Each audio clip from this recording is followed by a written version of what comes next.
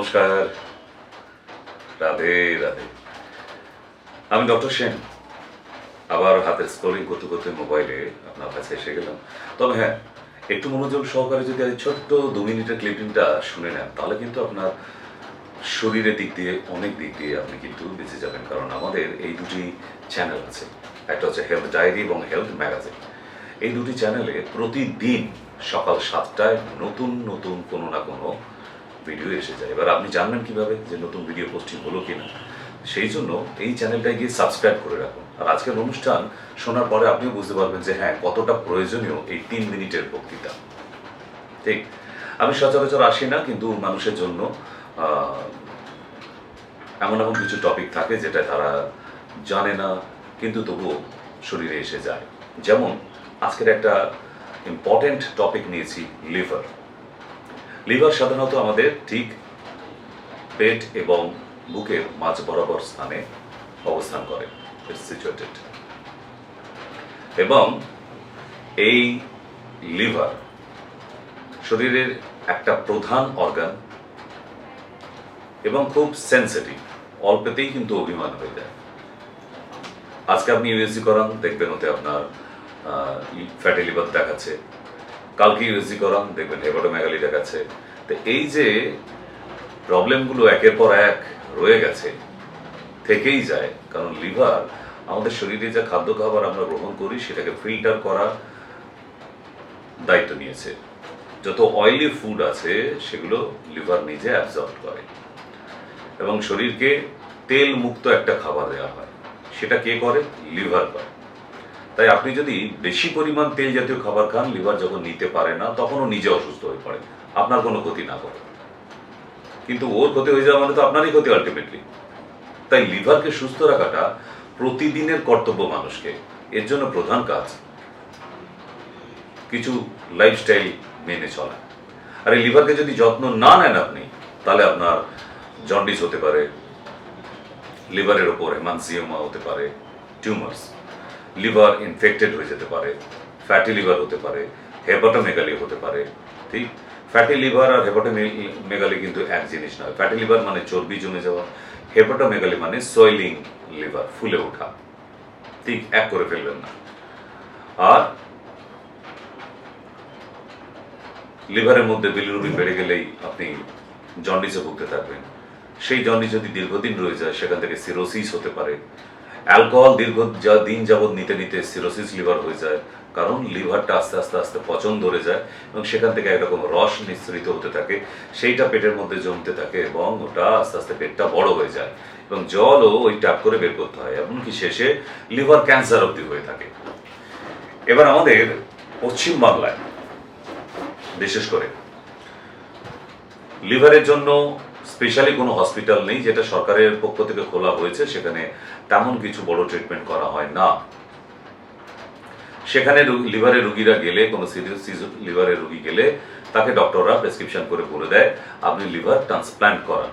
আছে এমন কোনো এক ডক্টর ওই হসপিটালের মধ্যে, আমি নাম বলছি না হসপিটালের, সোনারপুরের ওদিকে আছে।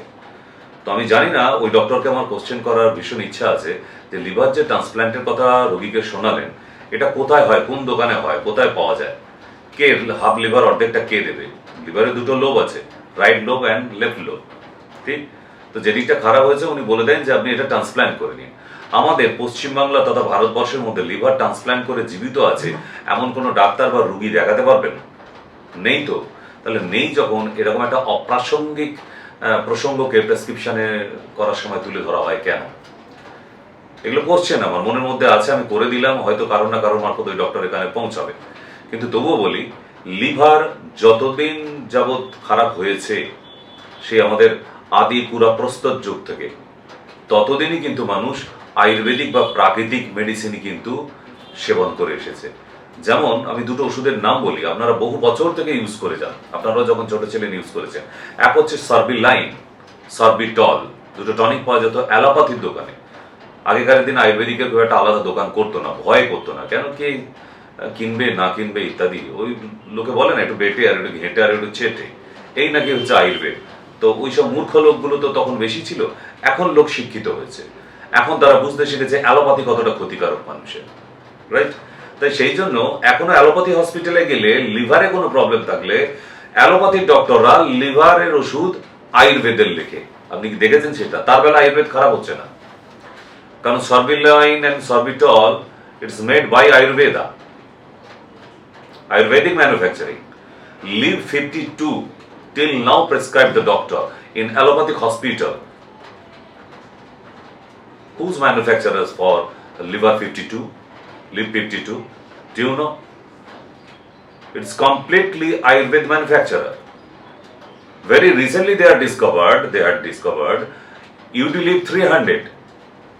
But this medicine cannot cure any kind of jaundice or fatty liver or hepatomegaly, etc. No, কোনো কাজেই লাগে না। ওর থেকে আপনি অড়হর পাতা সকালবেলা চিবিয়ে খেলে যতটা আপনার প্রয়োজনে আসবে এবং যতটা উপকার করবে, এখন অব্দি অ্যালোপ্যাথি সেকশনে সেইটুকু মেডিসিন লিভারের জন্য তৈরি হয়নি। শুধু গেলেই তাহলে কি ট্রিটমেন্ট হয়? গেলে অপারেশন হবে, স্টেন্ট বসাবে, স্যালাইন চলবে, নতুন নতুন গল্প দেওয়া হবে, টেস্ট হবে, সিটি স্ক্যান হবে, পেট সিটি স্ক্যান হবে, এইসব ভাবে আপনার টাকা লুট হবে। লিভারে কোনো ট্রিটমেন্ট হচ্ছে কি? এখনো টেবিল ঢুকে বলে দিতে পারি, রোহন সানা একটি পেশেন্ট ছিল, ছোট্ট বাচ্চা ছেলে, এই 20-21 বছর বয়স তার ম্যাক্সিমাম। ক্যালকাটা মেডিকেল কলেজে, আমাদের কলকাতার মেডিকেল কলেজে 1.5 মাস অ্যাডমিশন ছিল 34.3 বিলিরুবিন নিয়ে। Have you imagine? 34.3 bilirubin নিয়ে 1.5 মাস, but there cannot 0.1% reduce the bilirubin for him. At last ওই রোহন সানা তার বাড়ির লোককে কথা বলে পালিয়ে আসে রাতের অন্ধকারে ওখান থেকে, হসপিটাল থেকে এসে আমার কাছে আসে। আজকের ডেটে 0.24 সামথিং হবে, 0.24 বিলিরুবিন, আমি নর্মাল। আমার কাছেও 1.5 মাসই ট্রিটমেন্ট করেছি আমি, বাই মেডিসিন। তাকে স্যালাইনও দিইনি, ছুঁচো ফোটাইনি, টাচও করিনি। সো আয়ুর্বেদই একমাত্র পারে, বিশেষ করে লিভারের মতো কোনো অর্গানকে যদি কিওর করতে পারে। আপনার জন্ডিস হতেই পারে, কারণ আপনার যা খাদ্য খাবার খায়, আপনার লিভার সিরোসিস হতেই পারে, আপনি মাঝে মধ্যে অ্যালকোহল সেবন করেন, হয়তো আপনার ওটা স্যুট হচ্ছে না, আপনি ফাস্ট ফুডের ভীষণ পিপাসু, আপনি ফাস্টফুড খেতে ভালোবাসেন, আপনার লিভার প্রবলেম হতেই পারে, আপনি ভাতের মধ্যে ঘি দিয়ে খেতে ভালোবাসেন, দুধ চা খেতে ভালোবাসেন, এগুলো তো আপনার লিভার প্রবলেম করবেই, distract. Why you should drink every day milk tea? It's very harmful. 1 cup milk tea equal 3 peg whiskey. Do you know? Medical বলছে, আমি বলছি না।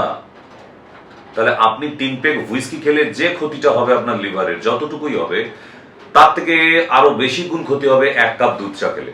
তাই যাদের দুধ চা খাবার হ্যাবিট আছে, please leave that from today, for now. Completely try to leave milk টি।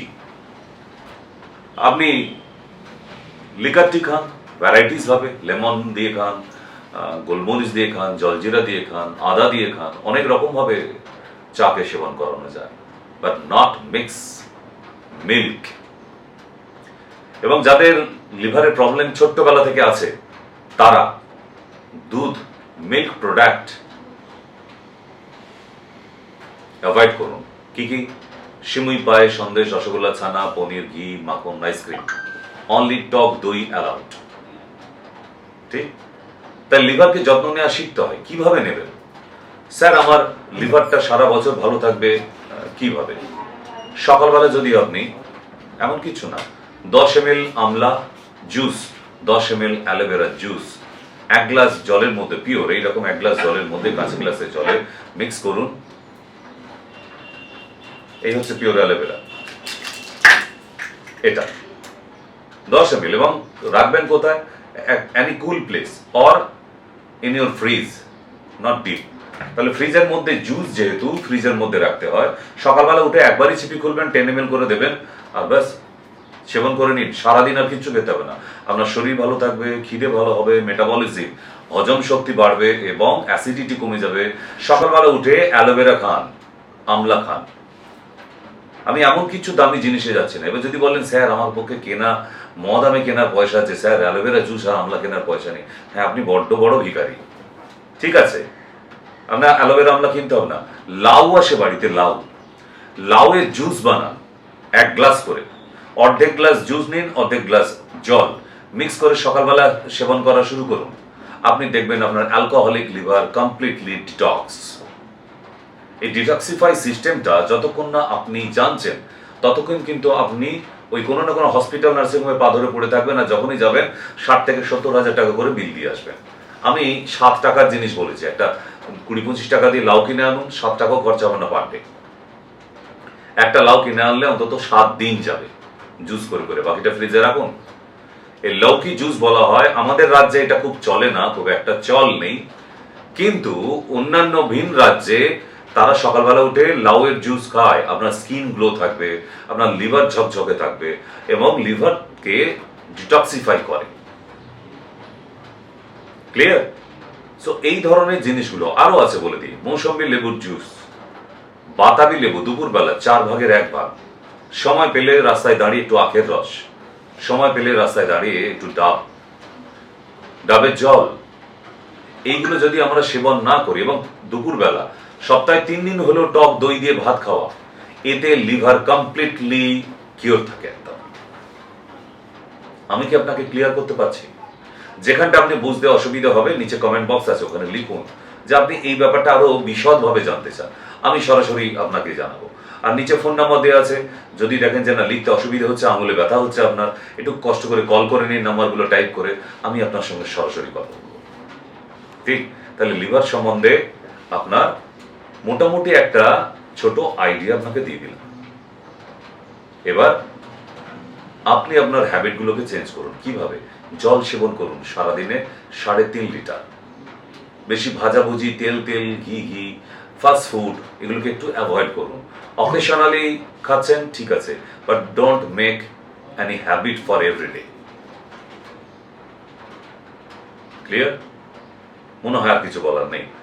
এরপর যদি শুনে মনে হয় আজকের এই ছোট্ট টপিকটা যেন একবার ফোনে কথা বলার দরকার আছে, ডক্টর সেন আপনার জন্য হাজির আছে। রাধে রাধে।